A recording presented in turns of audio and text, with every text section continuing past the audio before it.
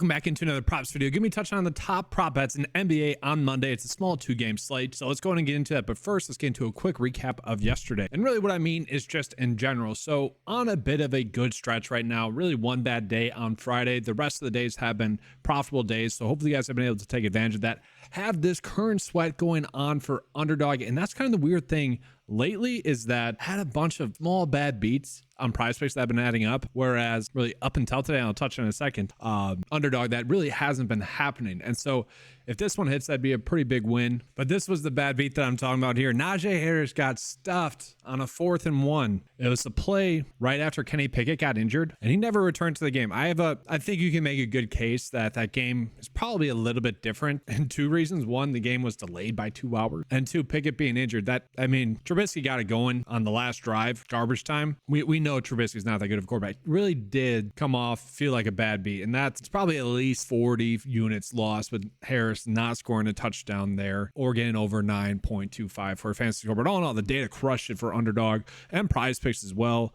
Again, should have a pretty good day, assuming AJ Brown gets one more step. So yes, guys, we're only going to have 2 games on this slate. It's going to be Boston versus the Pacers and then the Pels versus the Kings. Let's start out with the first game, the Celtics versus the Pacers. So 240 for the over and under, about 4-5 point spread. Right now, we do have some big injury news. So Jalen Smith, currently questionable, or currently listed as out, sorry. With him being out, I kind of expect Isaiah Jackson to get a little bit more run. Halliburton is a game-time decision. Given the line that we're getting, that kind of suggests that he's going to play. And then Obi Toppin, if he is out, that also is going to lead to Isaiah Jackson getting some more work. Oh, also kind of another bad beat on the NFL Sunday was Stevenson getting injured on the first drive and then Zeke just crushing, both for DFS and props. So yeah, just looking at the injury report here. So yeah, Halliburton questionable play again. It does seem like based off of the odds that we are getting for the game line that he's going to be active. If he's inactive, that game has the potential to be a blowout, and maybe you could potentially game script based off of that. But Obi currently questionable, played 34 or 35 minutes in the last game. If he sits, that's obviously going to leave a lot of work to go around for the other bigs there.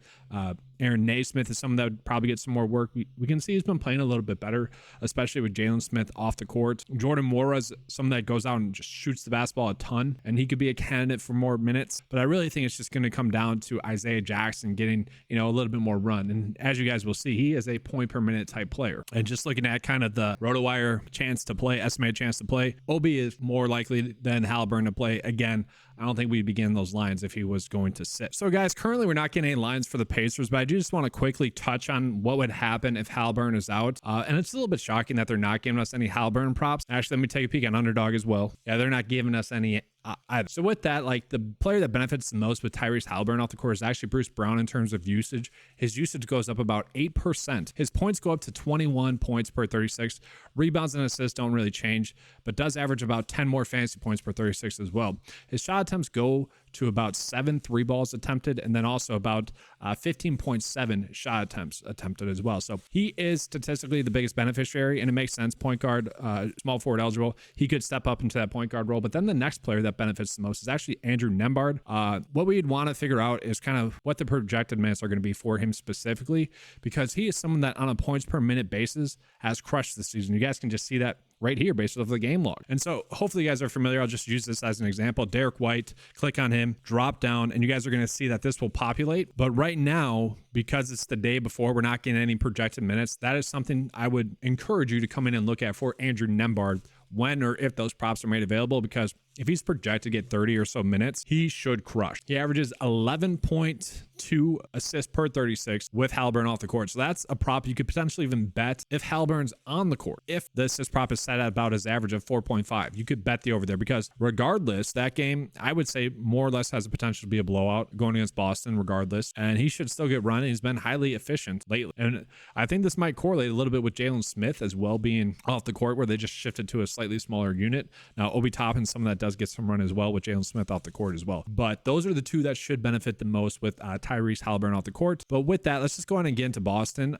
So I do want to start out with this prop that we're getting for Derek White. So this has been a prop that I've kind of been mentioning a bunch lately, is just being on Derek White when the the lines were made available, I'm actually surprised that they're giving us Derek White props this early because he is someone that does benefit a lot with Porzingis off the court. Minutes wise, I mean, maybe not so much, but production wise, definitely. And so first and foremost, it is a good matchup going against the Pacers. It's kind of a pace up spot. And again, Derek White has been crushing. You can see right here with Porzingis off the court. If you want to do rebounds and assists, we can see has been crushing this over literally the past 4 games with Porzingis off the court, and really has just been crushing it a bunch regardless. But his per 36 production with Porzingis off the court in general is 20.9 points, and we can see kind of been doing that. 3.8 rebounds, so that does stay about the same, and the assists kind of stay the same as well. 5.5 assists, but he has been doing better recently. Does get about 12.6 shots up with him off the court, and we can see just based off the game log that is an increase as well. It's about a 3 shot per game increase, and a lot of those are coming from 3-ball range, where he averages about 2.7 more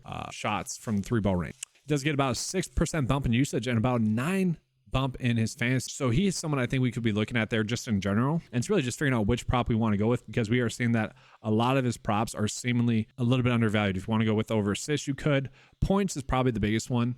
Discrepancy wise, I would say that's a better prop bet of one of the sportsbook, where this one, it's almost an EV bet where, you know, if it was at 54%, we would just be loading up on that one. Other plays, you know, it's very much dependent on if Tyrese Haliburton plays or not. Again, like you would expect Jason Tatum to really crush. The concern would be that Haliburton sits. This number might actually go down because, you know, his minutes might be a little bit of a concern then because the game could blow out too fast. Now, yes, someone is going to have to go off. You know, Derek White, again, I feel like this is just such a good line for his points, rebounds, and assists. And I will say Drew Holiday not playing well recently is kind of surprising in terms of offensive production, but I think that's just come because Derek White's been going off. Let's say Derek White struggles, then you would fully expect Drew Holiday to go on and have a good game.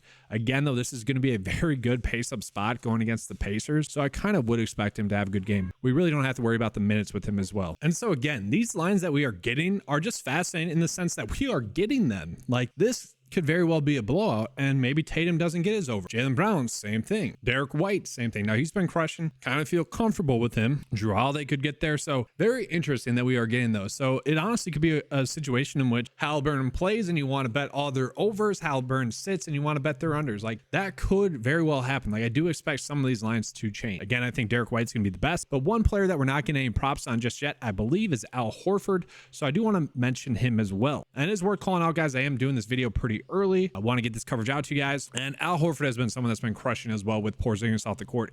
He also gets a decent matchup going against the Pacers. So he is someone I think you could rely on. I don't know what the prop would be that you'd want to bet on him. Obviously, take your best guess.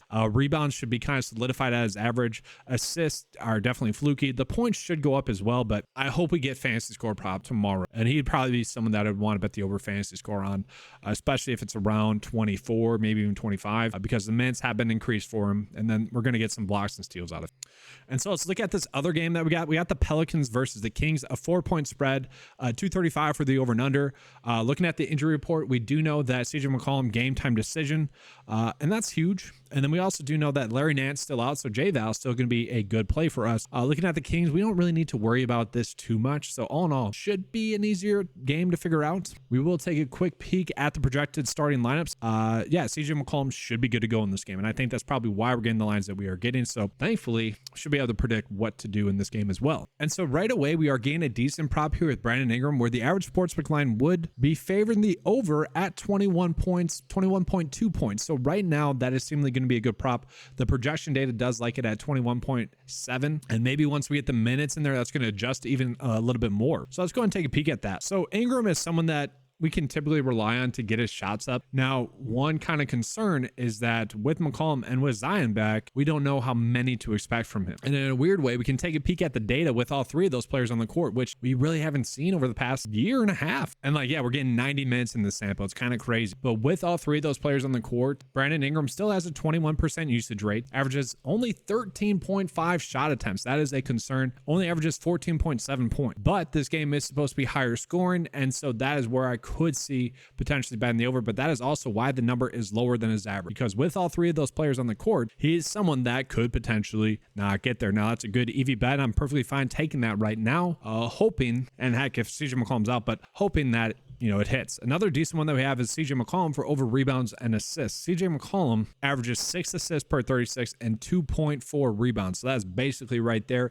Again, with this game being a higher scoring game, a few more shots going up, that should also mean a couple more rebounds and just higher pace game, more likelihood for some assists to be there as well. Now, again, looking at his averages might not be worthwhile, but I will say, like, the minutes could be heavier, and I should mention that, like, the minutes could be heavier for all three of these guys if the game stays close, maybe 38 minutes rather than the per 36 production that we're looking at. But I do expect the assists to be up, and that's just the rebounds coming through with the average, okay?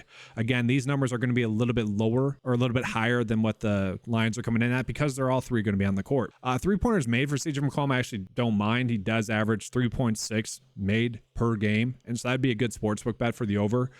Again, with those guys on the court, averages about 9 3-point attempts per 36 as well. From there, we see some Zion props, some Herbert Jones props. J-Val, I want to touch on this. So Jonas Valanciunas, with all three of those players on the court, his per 36 production is through the roof, as you would expect. I don't even want to mention that data because, well, he typically isn't getting 36 minutes, but he has kind of been getting a decent amount of run lately, 36, 31, 32, 30. And I think that does come because Larry Nance is out, and this could just be one where you kind of blindly bet it, hoping that the minutes are there again. And I might go with that approach. They probably do need him to play those minutes. Maybe I should say the Kings don't exactly run out two bigs, but, going against the bonus, you'd probably want him out there. And so hoping that he gets 30 minutes again, like he has, is not too crazy. And then Zion has been playing better recently. He kind of got off to a slow start. I kind of expect him to continue to play well as well. His per 36 production, he actually has the highest usage rate with those three players on the court at 28%, averages 47 fantasy points per 36. So he does seem to get a benefit with those two players on the court. Averages 25.7 points, 8.3 rebounds, 5 assists, and then 2 blocks and steals combined as well. So he just really goes off with those two other players on the court in CJ McCollum and Brandon Ingram. So to me, that can really be a spot where, looking at this might be a little bit too tight to trust, but he should be able to get the over, especially if this game is a higher scoring game. Brandon Ingram, I don't know if we need to touch that one. Probably not touching him. CJ McCollum, you could do this. I think I would rather probably do the rebounds and assist prop that was popping up. And then J-Val, I do kind of like the over for J-Val in this game. Again, you would be betting on the minutes being there. And then we go and take a peek at the Kings. So Keegan Murray is expected back in this game. That is kind of the big thing. Harrison Barnes probably not going to go off as much. Kevin Huerter, you don't really know what to expect really from these players now. And I say that because when Keegan Murray was gone, for almost a month, his minutes were definitely getting spread out. And really the production was also getting spread out. I shouldn't say a month, it was 15 days, which in NBA DFS timelines, it definitely feels like a month then. But yeah, Harrison Barnes had been someone that had been consistently getting 30 or so minutes because of that, and he had been someone that a little bit shot dependent, but had been playing well. Kevin Huerter as well has been someone that's been getting a decent amount of run as well. Again, he's a little bit shot dependent as to whether or not you can trust him. Rebounds have been there. He's been getting a decent amount of rebounds, so that was a prop that was popping up. And then I do wonder if Malik Monk's going to still get some run. It seems like it. Duarte is the guy that's going to be losing a lot of those consist. So all in all, the props that we were getting here seem to be good. And this is seemingly a good prop bet for Kevin Huerter for over 3.5 rebounds. Again, should be a couple more shot attempts going up. Seemingly going to be a good one. Sabonis over rebounds. I don't know if I exactly love that, but a decent one. Keegan Murray, this would definitely be a bet on the minutes, and maybe the minutes go up if he's shooting the basketball well. But all in all, he's probably going to get 25 or so minutes in this game. You never know. That could change. I haven't seen any news on that, but all in all, just probably a little bit too thin. So I feel like we have a good idea where to go. I do just want to show you guys real quickly the props that we were getting on Underdog, the exact same thing. So literally my bet of the day on both sites is going to be these 4 props for now. And I might do a Boston game stack where I'm doing a correlated bet where if Halliburton's out, the lines are probably going to, I've mentioned that. I think you guys get the point there. You could maybe get ahead by doing it. And so just for consistency purposes, this would be my bet of the day right now. This is something that can change. I'm going to try to do a video midway through the day tomorrow. Hopefully we get some fantasy score props, and maybe we get some for the next slate as well. But all in all, I do see some edges right here. The biggest worry that I have is Brandon Ingram. Just on the small 90-minute sample size that we have, he's only averaging about 15 points per 36 with Zion and CJ McCollum on the court. That being said, I will say, if he is getting over the 20.5 points that the average sportsbook line is telling us he's going to do, then I would say that correlates pretty well with CJ McCollum getting some assists. Derek White, very good spot for them. He should get some run regardless. We're not too worried about blowout run with him, whereas minutes get limited. And so regardless of how that game goes, that should still be a good one. And then Kevin Huerter, hopefully he continues to get the rebounds. And then J-Val, just really betting on those minutes being there. But that's going to be all for this video. Make sure to give a like and subscribe. Also hit that notification bell. If you guys want access to the 9to5sports.com PrizePicks and Underdog cheat sheets, it is available for just $10 a month. That includes a bunch of other tools as well for fantasy sports. Thank you guys for watching. Let's have a good slate. And as always, let's keep cashing.